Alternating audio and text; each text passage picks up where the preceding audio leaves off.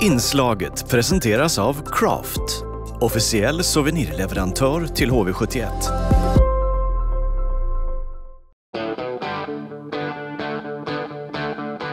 HVTV presenteras av Invid, Intersport och Nybergs bil. Efter en veckans landslagsuppehåll är det dags för match igen för HV71 som åker på Norrlandsturné, Johan. Och ska vi börja med det där uppehållet och hur den har sett ut för HVs del? Vad kan du säga om vad ni har uppehållet? Vi har haft ganska många träningar. Tränade måndag till torsdag med de killarna som fanns tillgängliga då. Vi hade ju ett gäng som var iväg med landslaget. Någon som behövde kurera sig. Så att det blir alltid lite hackigt under uppehållen. Man har alltid en bild av att nu ska vi köra allihopa. Man har inte alltid tillgång till alla. Men de som var tillgängliga har kört ordentligt måndag till torsdag och gnuggat lite detaljer. Och även varit lite mängdträning så att man har blåst igenom kroppen ordentligt. Sen har vi vilat 3 dagar och nu håller vi på att träna upp oss här inför första matchen så att vi är igång. Men har det varit sådär gristräning med mycket hårdkörning eller har det varit liksom slipa på detaljer? Ja, men det har varit väldigt blandad träning. Det har varit hård träning men det har också varit högt tempoträning.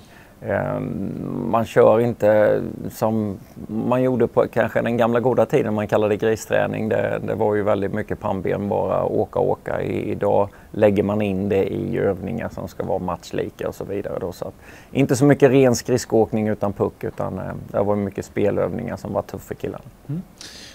Det har killarna hållit på med och ni har ju också varit på isen och hjälpt killarna med. Jag kan ju tänka mig att ni coacher också har jobbat en del utanför isen. Vad har liksom det arbetet ni har gjort under uppehållet, vad har det handlat om? Vi analyserar ju både våra matcher som vi har spelat då för att få ett bättre utfall i de kommande matcherna men också träningarna. Vi inser ju någonstans att det är ändå på träningarna det börjar och det är det vi gör mest, tränar. Och kan vi göra det bra så kommer det också visa sig i matcherna framöver. Så att vi har varit väldigt noggranna och ibland är det lite tufft som spelare och kanske få det till sig. Men det är också väldigt viktigt för oss för att vi ska bli bättre. Och vad ser du liksom den kommande perioden?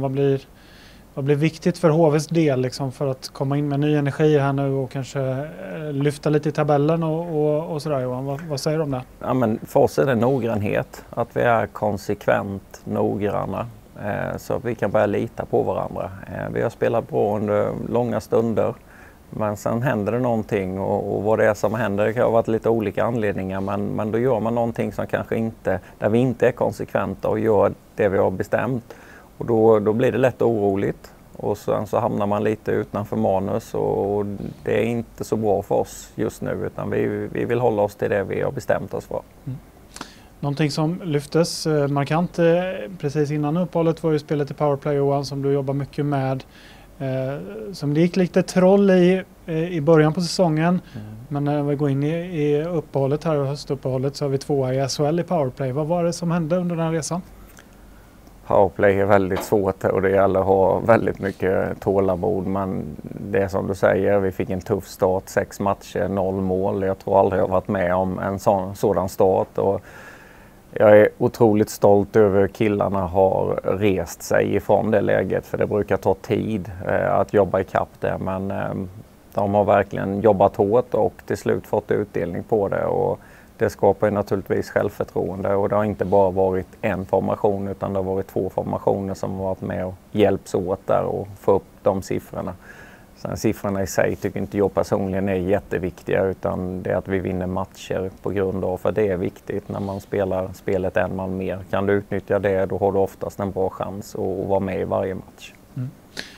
Men just det här att man har 2 powerplay-enheter som kan hota på riktigt, hur viktigt kommer det vara i längden för dig tror du? Det kommer vara bra för att det ger dels om den ena formationen inte har den där dagen när allting fungerar, ja, men då kanske den andra har det istället.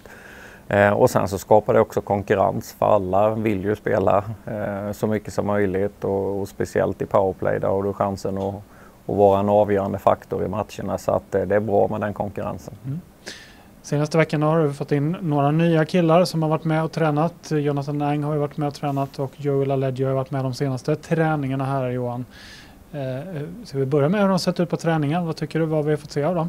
Nej, jag är imponerad. Jag tycker de ser väldigt bra ut båda två. Det är två spelskickliga spelare. Väldigt duktiga med puck.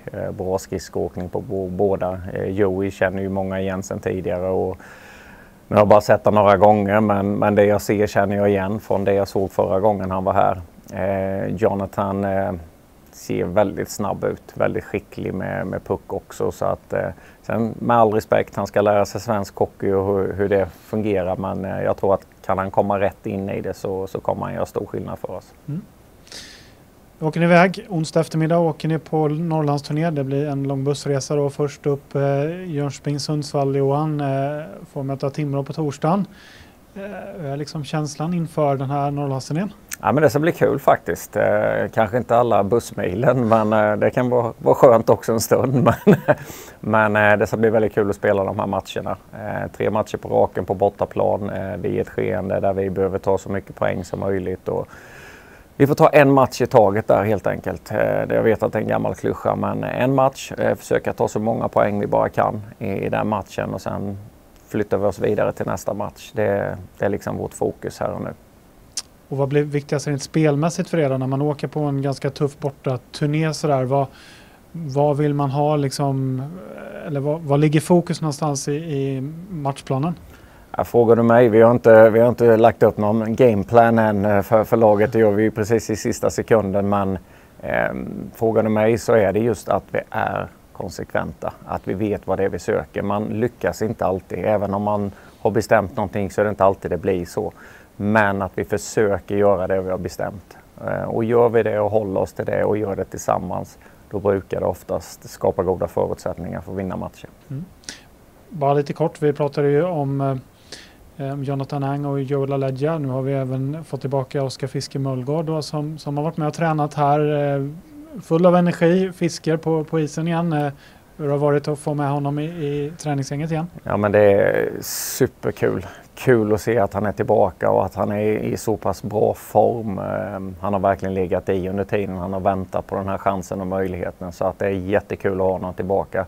Sen är det samma sak för honom. Han ska in i matchtempo och vara i matchsituation. Det är en sak på träning, en annan på match. Så att vi måste ha lite tålamod med honom också. Men jag är ganska övertygad om att han kommer hjälpa oss. Det sista, Johan, du har väl gjort någon sån här miljon bussmil genom din karriär.